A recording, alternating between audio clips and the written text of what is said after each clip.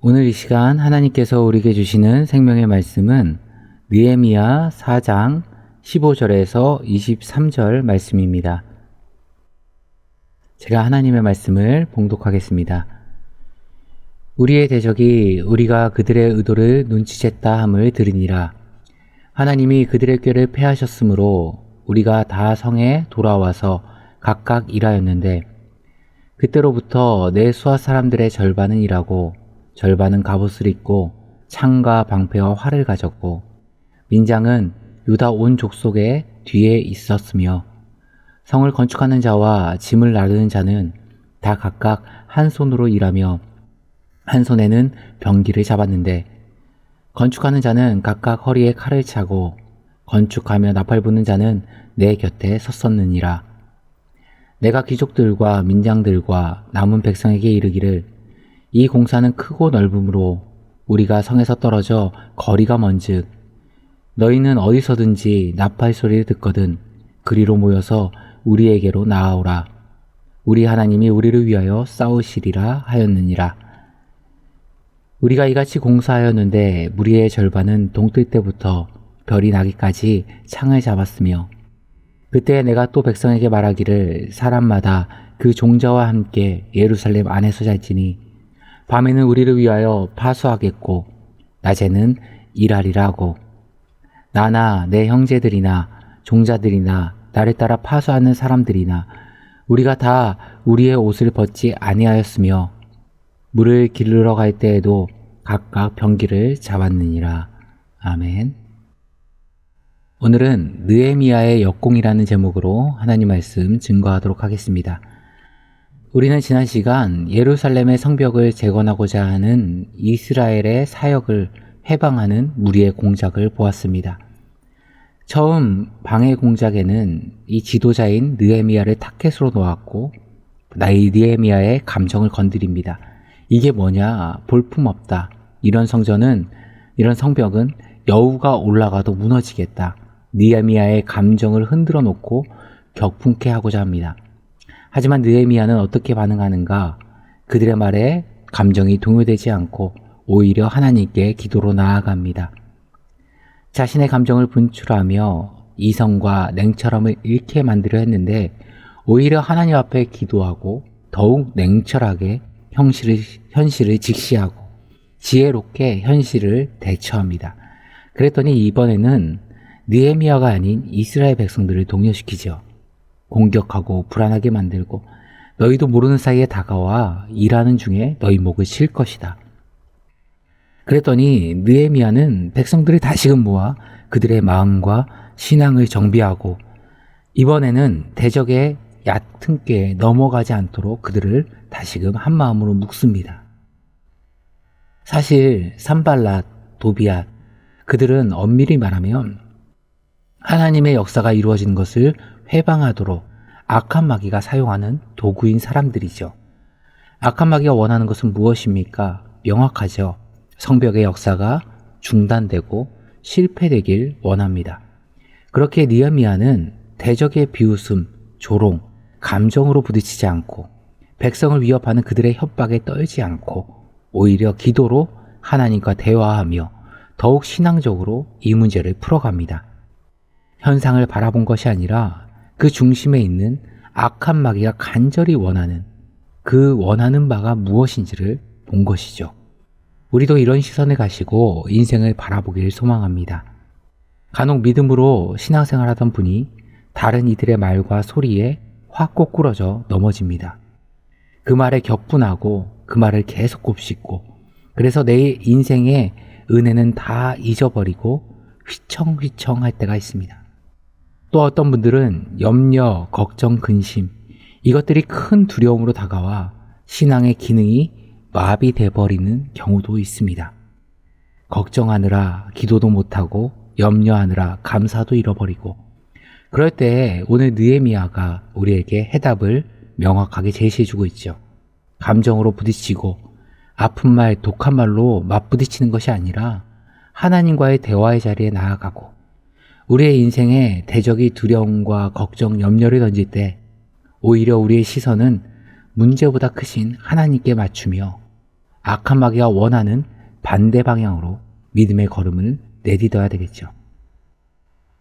오늘 느헤미야는 이런 대적의 두 번의 공격을 잘 막아낸 뒤에 오히려 강하게 믿음의 역공을 시작합니다. 16절부터 18절까지를 보시면 갑옷을 입고 창과 방패와 활로 무장하게 합니다. 한 손으로는 일하며 다른 한 손으로는 병기를 잡았습니다. 그리고 언제든지 나팔을 불면 함께 모여 대적을 물리칠 수 있도록 철저히 준비합니다. 그리고 20절에 보면 그들의 붙잡아야 될 핵심을 전하는데요. 20절 말씀 보시면 너희는 어디서든지 나팔 소리를 듣거든 그리로 모여서 우리에게로 나아오라. 우리 하나님이 우리를 위하여 싸우시리라 하였느니라. 즉 이들은 한 손에는 칼을 들고 있지만 다른 한 손에는 사실상 뭘 들고 있는 겁니까? 우리 하나님이 우리를 위하여 싸우시리라. 기도의 손으로 나아간 것입니다. 악한 대적에게 기도의 역공, 믿음의 역공을 펼친 겁니다. 출애굽기 17장 아말렉과의 전투가 나오죠. 그런데 전쟁을 치르는 방식이 굉장히 특이합니다. 여호수아는 실전에 임하고 모세는 산 위에 올라 다른 전쟁을 치르고 있죠. 즉 두 가지 전쟁이 동시에 일어나고 있는 현장이 그 안에는 있었다는 겁니다. 눈에 보이는 아말렉 군대와의 실질적인 전쟁, 또한 모세가 지금 산 위에 올라와서 치르고 있는 눈에 보이지 않는 영적 전쟁. 그리고 하나님은 지금 이 아말렉과의 전쟁을 승리를 기록하라고 명령하십니다. 그리고 여호수아의 귀에 외워 들리라 명령하십니다. 왜일까요? 다른 사람은 몰라도 여호수아는 허락하신 새 땅에 들어갈 탑 헤드, 총지휘관이기 때문에 그렇습니다.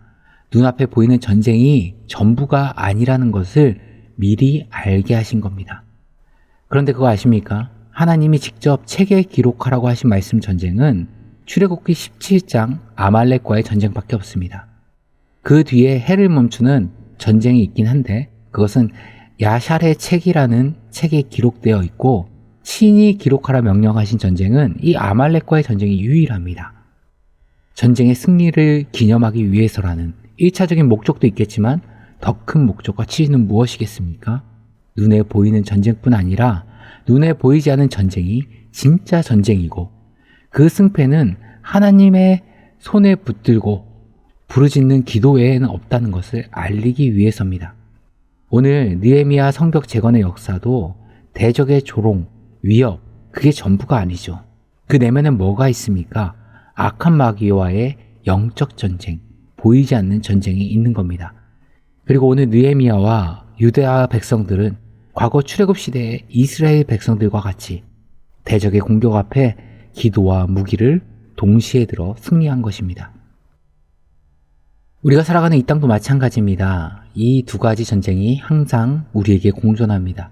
그런데 중요한 것이 실제로 우리 눈에 보이지 않는 전쟁의 승패는 눈에 보이는 전쟁을 이기냐 지냐는 눈에 보이지 않는 전쟁을 어떻게 치르느냐에 따라 결정된다는 사실이 매우 중요하다는 겁니다.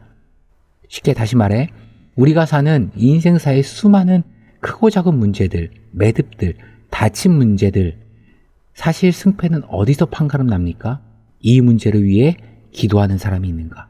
이 문제를 붙들고 하나님을 향해 손드는 사람이 있는가? 거기에 달렸다는 겁니다. 목회 현장을 경험하면서 너무 안타까울 때가 언제인지 아십니까?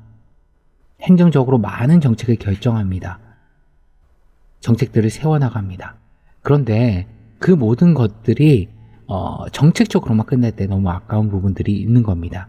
오히려 정책과 기도가 함께 나아갈 때 온전히 아름답게 열매 맺을 수 있겠죠.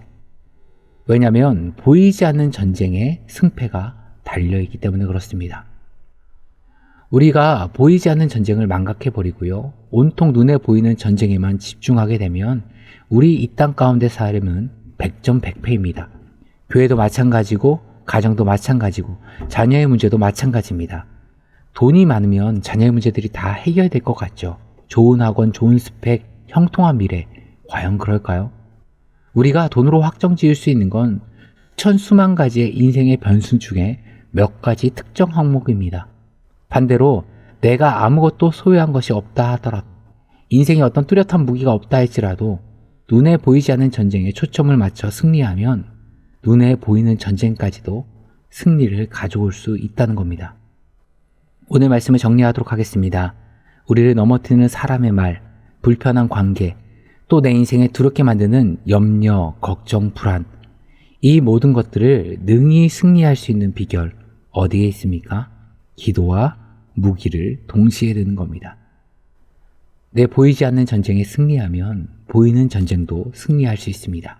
하지만 내가 온통 보이는 전쟁에만 초점을 맞추면 보이지 않는 전쟁도 보이는 전쟁도 다 패하게 됩니다. 이스라엘 백성들이 기도와 칼을 들었던 것처럼, 느헤미야와 유다인들이 칼과 장비와 기도의 손을 들었던 것처럼 눈에 보이는 전쟁과 보이지 않는 전쟁 모두 승리하시는 주님의 백성들 되시길 간절히 축원합니다. 함께 기도하시겠습니다. 참 좋으신 하나님 아버지, 출애굽 백성들이 무기와 기도를 함께 들었던 것처럼 느헤미야 시대에 유다인들이 칼과 믿음의 고백을 동시에 들었던 것처럼 우리 눈에 보이는 전쟁뿐 아니라 우리 눈에 보이지 않는 영적인 전쟁까지도 기도와 믿음으로 승리하는 주의 자녀들 되게 하여 주옵소서. 이 모든 말씀 우리 주 예수 그리스도의 이름으로 기도드리옵나이다. 아멘.